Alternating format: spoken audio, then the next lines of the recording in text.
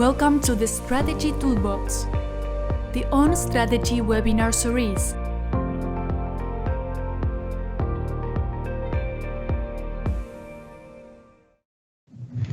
Good morning, good afternoon, and good evening. Thank you for joining us in another webinar of our series. It is always a pleasure to have the opportunity to share ideas and insights about very current and relevant business topics. Today, we will talk about strategy formulation in a new era. In particular, we will explore what the new approach to strategy planning should look like in a world that is so different from what it used to be when the first business strategy planning ideas were developed. Many changes happened since then that had a profound impact on foundational assumptions that provided the basis for the classical strategic planning thinking. Today, we will explore what the major shifts were and how they are requiring from companies to change paradigms. My name is Carlos Duran, and I'll have the pleasure to be your host. Before diving into the topic, please let me introduce very briefly On Strategy. On Strategy is a consulting company focused on the creation of value through the formulation and implementation of business strategies. We do that by developing and implementing customized solutions addressing the particular needs of our clients. Our areas of expertise include process automation, digital transformation, and also the human aspects of the implementation of business transformation initiatives. We have clients in many different industry sectors and in many different countries. Our headquarters for North America are located in Miami, Florida.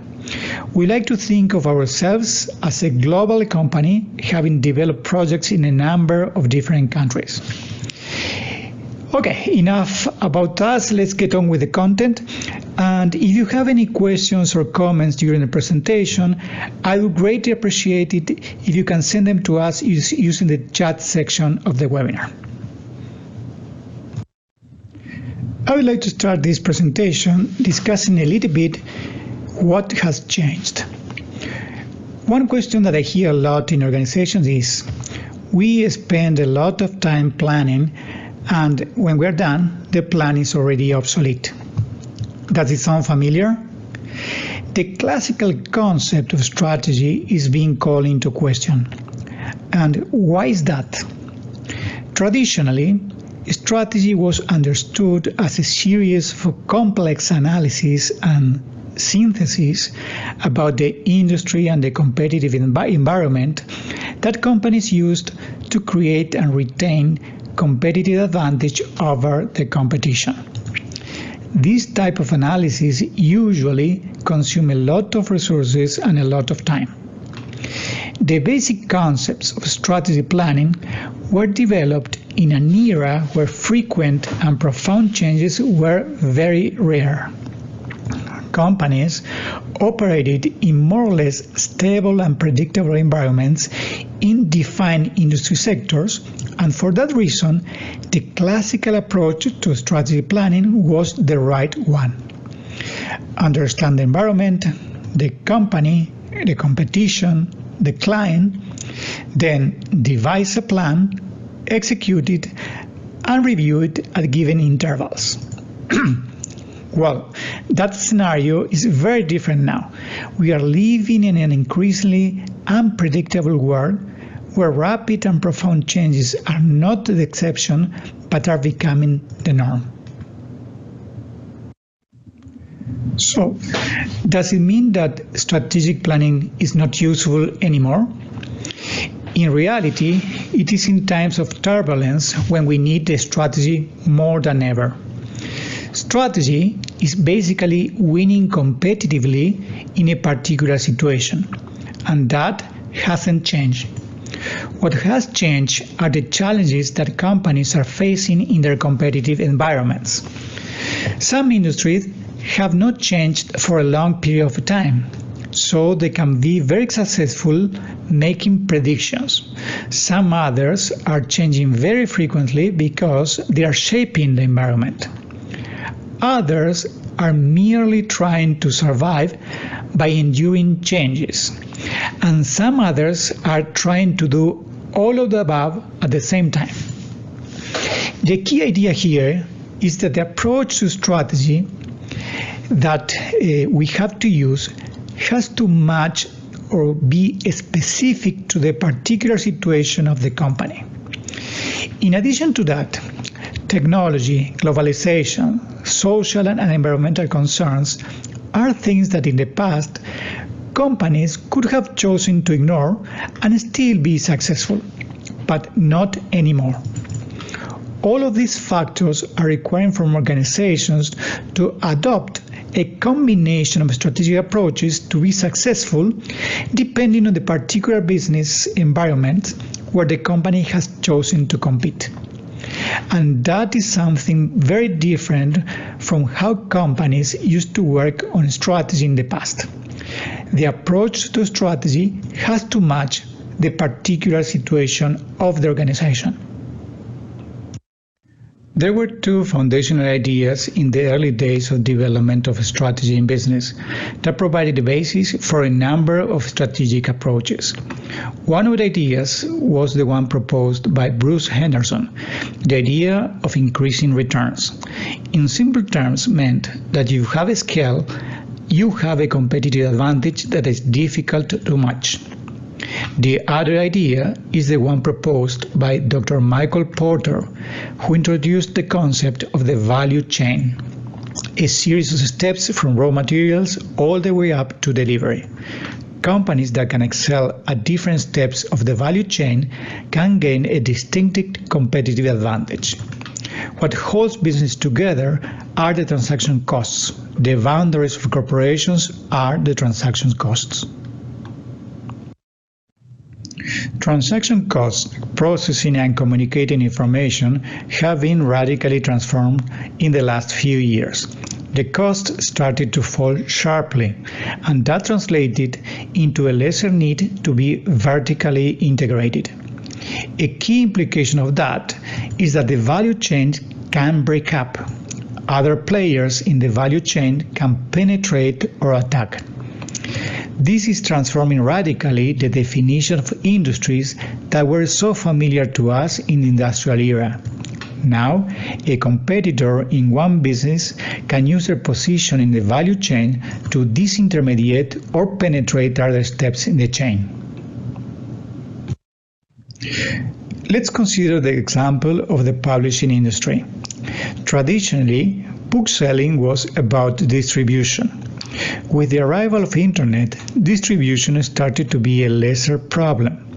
Clients have the ability to read and download books from the internet. Additionally, this accessible technology allows anybody to produce and publish content. The traditional business of book selling was disrupted.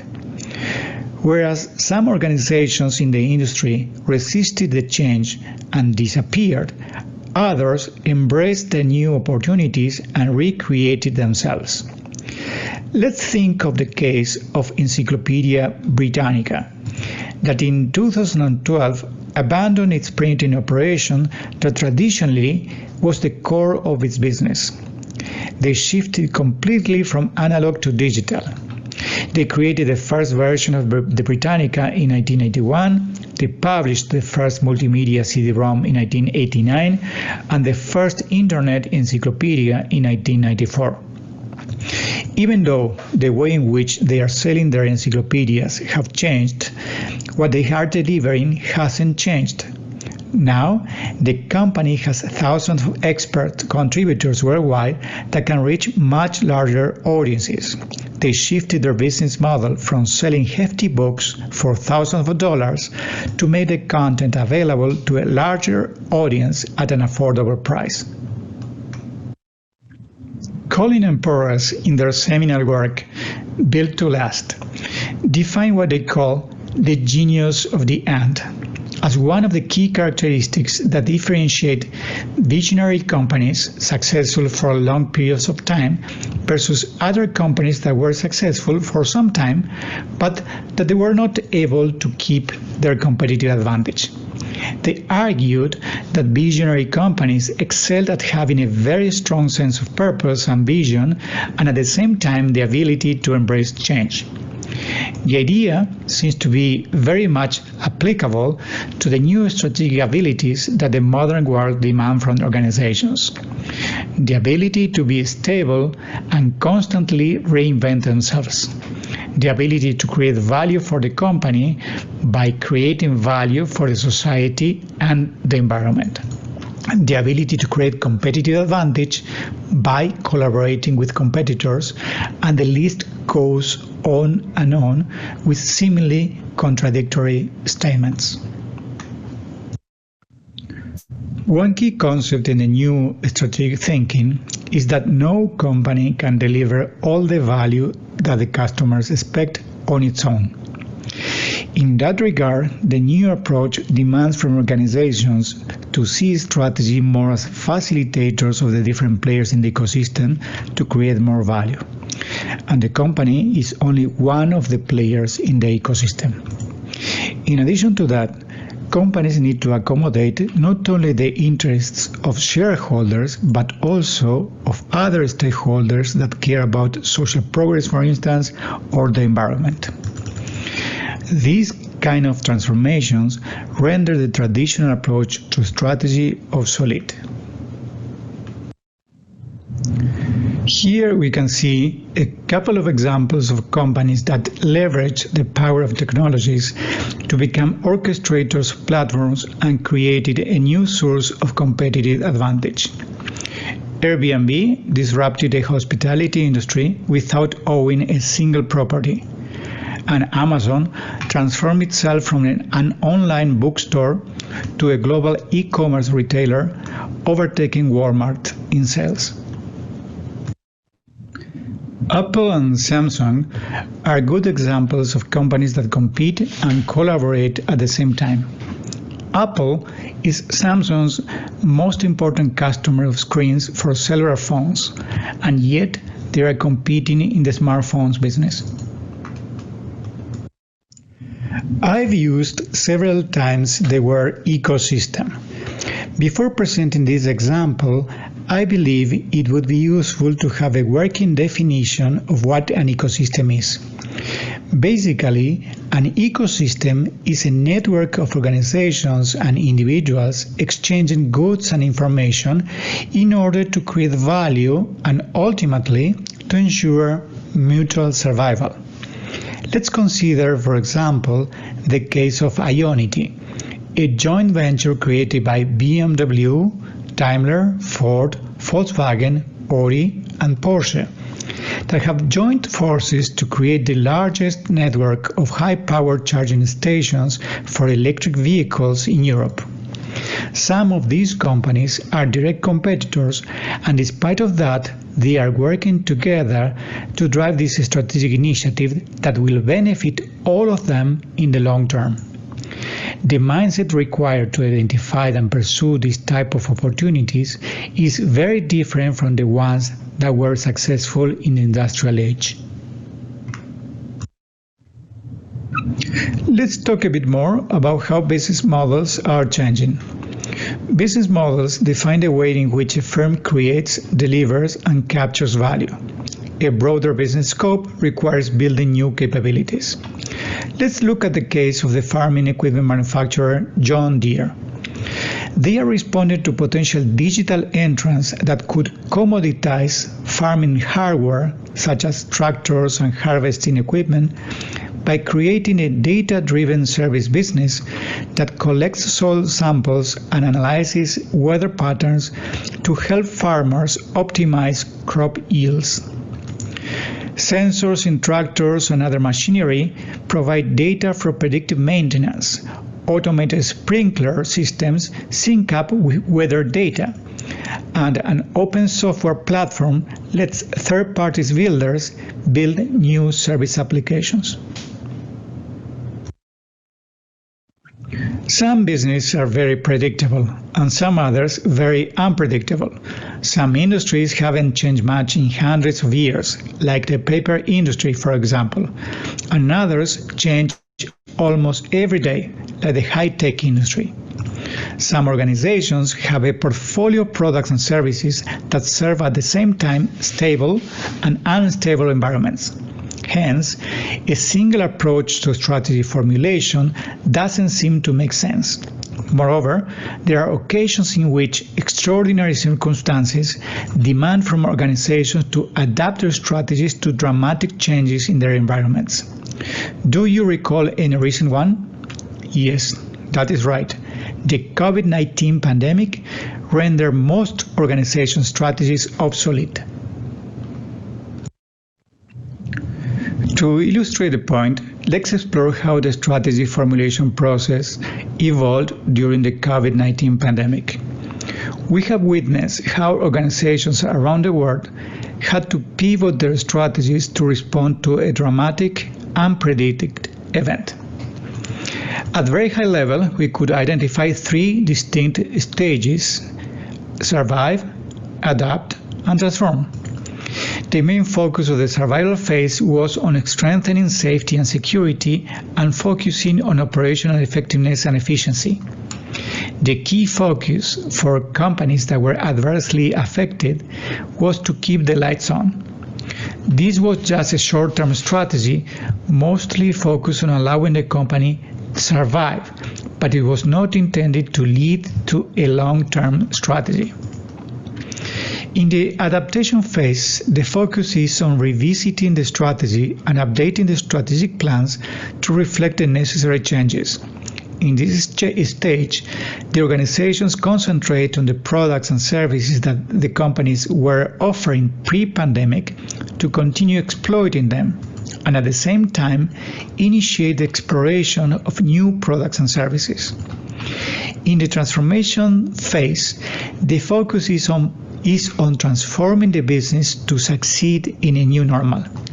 The exploitation of products in the adapt phase will continue, but it will be heavily complemented with more exploration, which may potentially lead to abandon the old products and old ways of doing things to create and capture value that otherwise will be missed in view of permanent shifts in the business environment. Let's move on and discuss the impact on data on strategy formulation. A large proportion of the data that exists today has an IP address, and this trend is rapidly increasing. The fact that data has an IP address means that it can be connected, making information free and instantly available to be used for a multitude of purposes.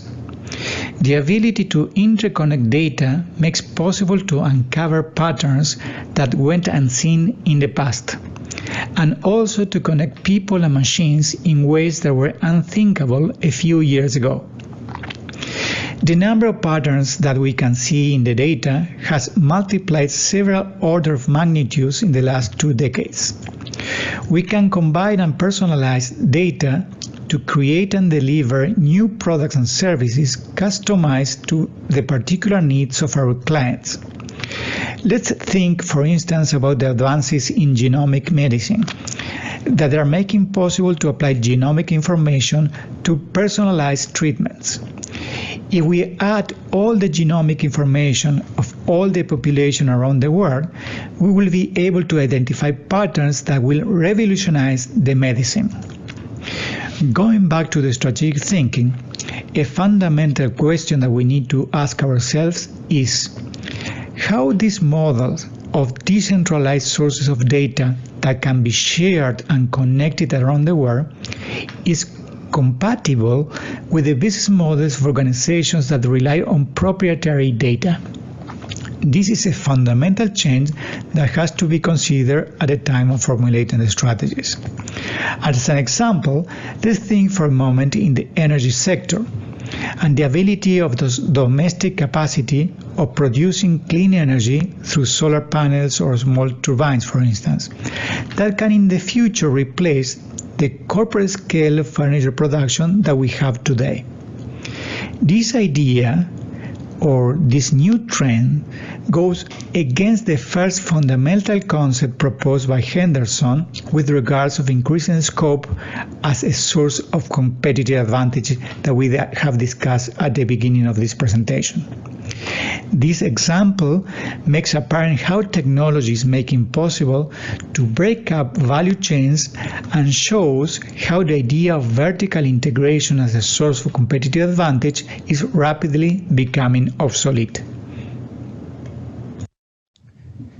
In the digital economy, competitive advantage no longer comes from low cost or product differentiation only, as proposed by the traditional strategic planning thinking from the industrial era. Since the focus has shifted from products to customers and how to provide solutions to them, the new approach requires from companies to partner with other organizations to provide the value that the customers expect. In that regard, companies need to manage an ecosystem of players because they cannot provide all the value on their own. Strategic thinking is shifting from simply competing by offering alternative value propositions to finding new ways to collaborate and connect. In the digital world, value is co-created when the organizations work with partners and customers. The success depends on the company's abilities to build relationships with key stakeholders. In this regard, strategy in the digital age needs a much broader lens to assess the environment, who the competitors are, or with whom the company should partner to create more value for current and new customers. One of the key strategic shifts is to put customers first, understand their needs in a broader sense, and figure out how you can help them. Once you know what your customers want, get partners to team up and innovate around how you will deliver value. This way of thinking gave birth to the idea of ecosystems, which is one of the most important elements to consider at time of formulating a modern strategy. Let's think, for example, of the ability to buy coffee with a phone or ask your stereo or fridge to order groceries. In the new digital scenario, companies need to be part of an ecosystem or create their own network by partnering with organizations within and beyond industry borders. Strategies are developed taking into account not only the context of the company's industry, but also the company's ecosystem. In an ecosystem, competition success is as much about helping other firms innovate as it is about being innovative yourself. An important consideration is that companies need to look not only within the industry boundaries, but beyond it to identify, for instance, key trends that could impact the organization, as well as relevant stakeholders such as potential partners or competitors. Okay, summarizing two key concepts of what we have discussed up to now. Firstly, business should be designed around the customers, not the company's products or competitors. Secondly, competition is no longer defined by traditional industry boundaries. As discussed earlier, frequent and profound changes in the business environment require from organizations to develop the ability to continuously explore opportunities to innovate. Social innovations and experiments can be used to reimagine the business. However, not all the changes or innovations will be successful. The organization will have to continuously scan the environment to understand which innovations might provide opportunities for economic growth and revise their strategies accordingly. A new source of competitive advantage and a key element for long-term success will be the capacity of organizations to absorb and adapt to shocks. This includes the capacity to anticipate them and be able to withstand them better than the competition. Companies will need to incorporate resilience into their strategies and operations, which will include streamlining core operations and redesigning processes to leverage the power of technology to create value for customers. Another key aspect of resilience will be the ability of the organizations to build a flexible network of suppliers and partners. The idea that companies create value only for shareholders was challenged by evidence showing that for a company to be prosperous, social and environmental considerations should be part of their core business strategy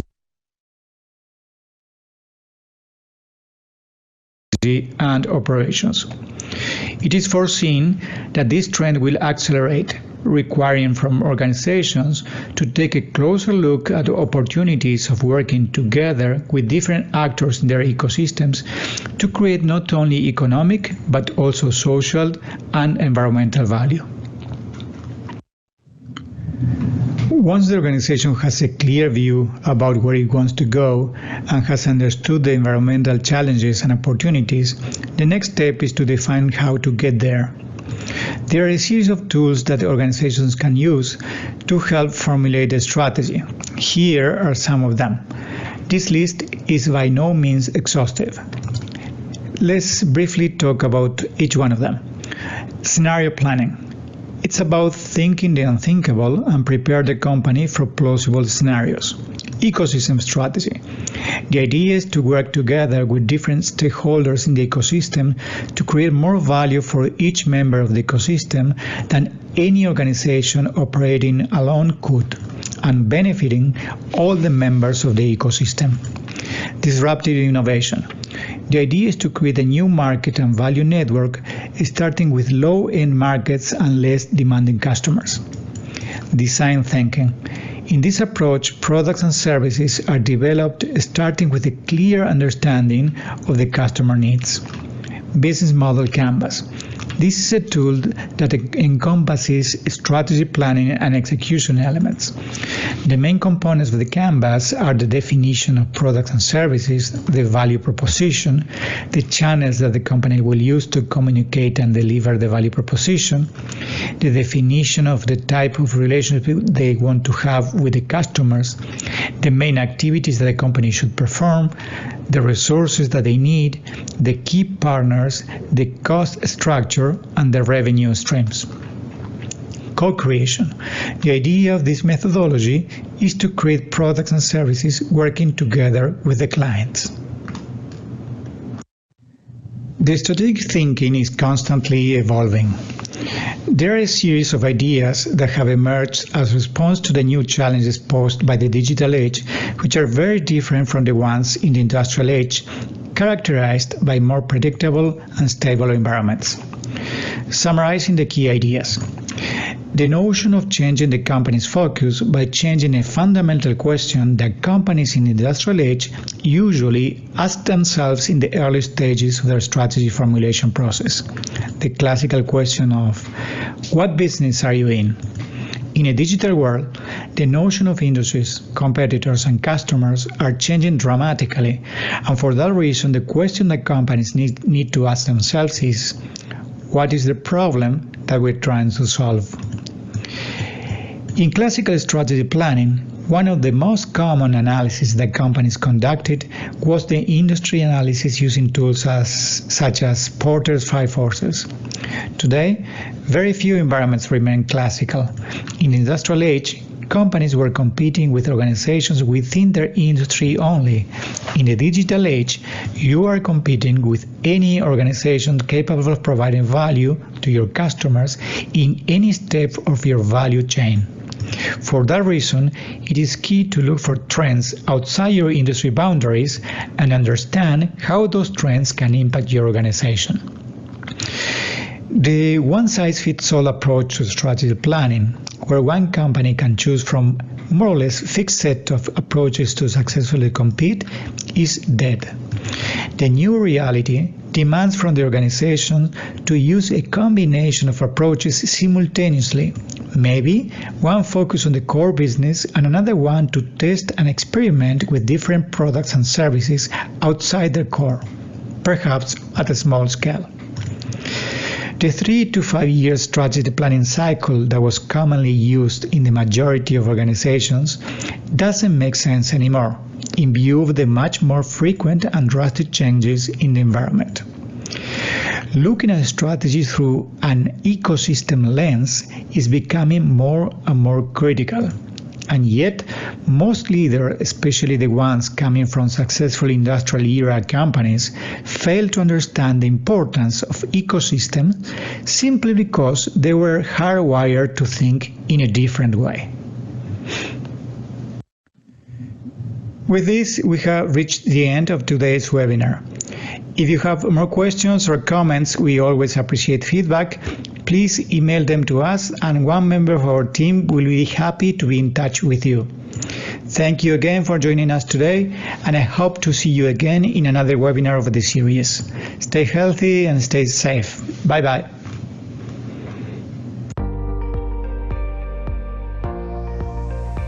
Thank you for joining us on this webinar. For any further questions, please contact us at contact@on/strategy.com.